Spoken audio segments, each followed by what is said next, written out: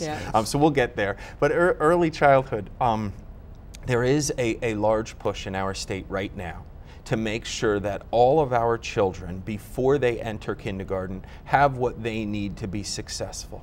Okay.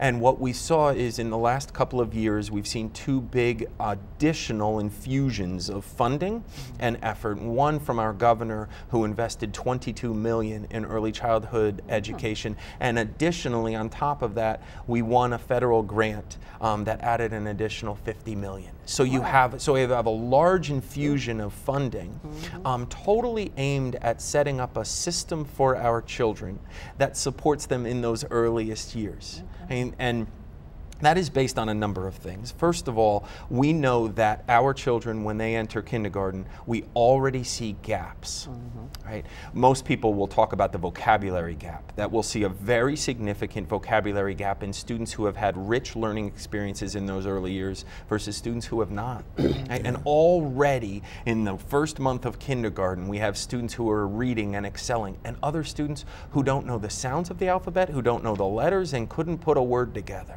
Right? And so that gap already exists. Part of this is about saying that that's not okay. We have to have our children ready for kindergarten. And so this is about ensuring that our children have access to high quality programs in those early years. Right? And the other piece of this, we've seen many research studies play out that the money that we invest in early childhood education is arguably the most important investment that we can make. Right? That it pays off massively down the road, not only in terms of whether the child is successful in kindergarten or 5th grade, but even in the later years in terms of how well they do in our economy. That those early years, as their brains are forming and as they're learning new things, are super important. So we are working, and there's a number of things that we're working on in that area. But maybe I'll touch on just one, which is that we have many centers all around the state that welcome children in the doors early in the morning. And those children, those 3-year-olds and those 4-year-olds, spend all day long in those learning centers. Right? It is incredibly important that the quality of those centers is the highest it can possibly be. Right?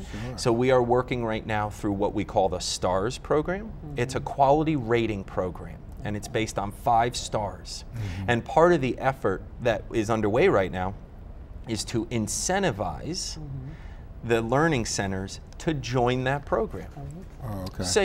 If I'm running an early learning center, I say, I want to be a part of this STARS program. So it's a quality rating program. I sign up for that program, and I now know my rating. Maybe I'm a 2-star program when I start and I join. And we're incentivizing them joining because they are provided with additional funding as they move up the star level. So if you're running an early learning center, there's a financial incentive to join and move and increase from a 2-star to a 3-star to a 4-star. And in just the first year of this effort, we have seen a significant number of learning centers join on to the STARS program.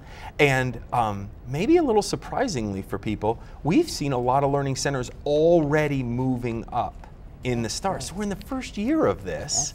Not only did they join, but they're already moving up. Right? And you move up by providing a better opportunity for that 3-year-old child. Right? So that's part of what's going on, and we will see that work continue in the months and years to come. In fact, there's an event tomorrow. There's an event tomorrow to launch a strategic plan around early childhood education that will extend beyond the grant period of time. In fact, the U.S. Secretary of Education is coming to that event, and our governor will be there, and our legislators will be there to help to really shine a spotlight on the importance of this work and serving our youngest children. At an early age, that's great. I'm glad to hear that. It's really, that is wonderful. And the fact that, like you said, you see the results as they formulate their careers, coming back and helping the economy. Now, the middle school. Or middle school, because my husband was principal of middle school. I worked 1 year at middle school, so I was high school focused. And I knew, I said, they would have to carry me out in a box if I stayed at middle school level. Very interesting. The young people will do anything for you, but they are going through so many changes at that time period. So I found they were sharpening the pencils often, and they were passing little love notes. By high school, they're in love. So we, you know, it was different, quite a eye opener for me. But what is your vision for the middle school? What sorts of things are happening there? Yes. At the middle school level, because it's key, and we lose a lot of our young people at that time. Oh, I was exactly going to start there.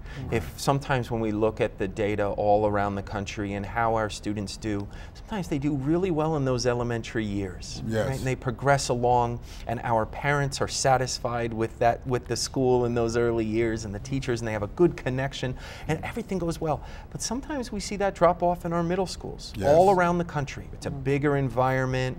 The child is changing classrooms all day long. The continuity for the parent is different. Now my child has 4 or 6 teachers when they used to only have 1 or 2. It is a challenging time, not to mention that our children are going through those challenging years, right? We start to see things like more behavior problems in our middle schools as our children start to grow up a little bit.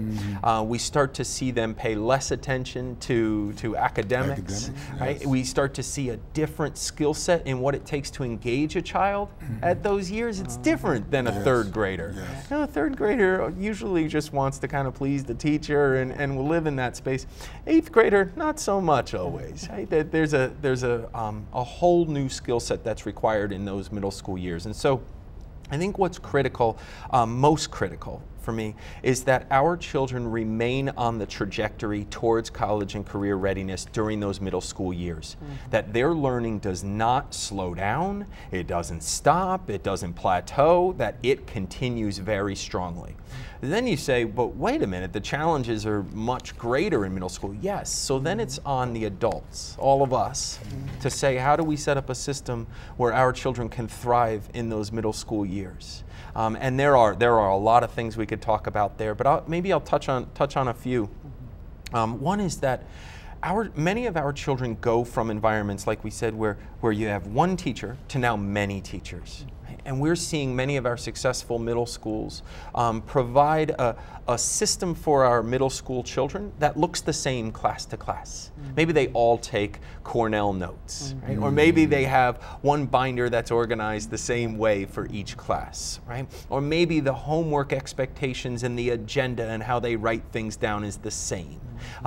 So those types of things, to provide a 6th grade student the opportunity to have a consistent experience, the structure around that experience, so critical. The second thing that I would highlight is that those relationships between adults and students during those years are critical.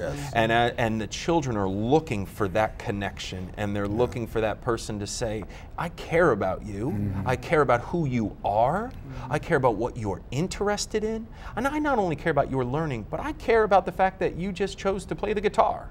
And those connections matter so much. Right? And the third piece I'd like to highlight is that there are middle schools around our state that I had an opportunity to work with last year that are doing incredible work on what we called building a culture of efficacy.